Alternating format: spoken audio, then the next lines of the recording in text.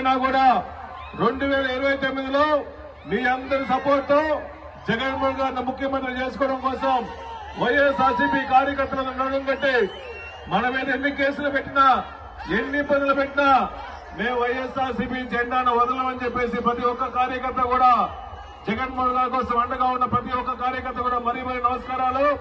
2029లో జగన్మోహన్ గారు ముఖ్యమంత్రి అవడం తథ్యం. కార్యకర్తలందరికీ జగన్మోహన్ గారు చెప్పాడు, ఈసారి ఎలక్షన్ లో జగన్మోహన్ గారు 2.0 చూస్తారు.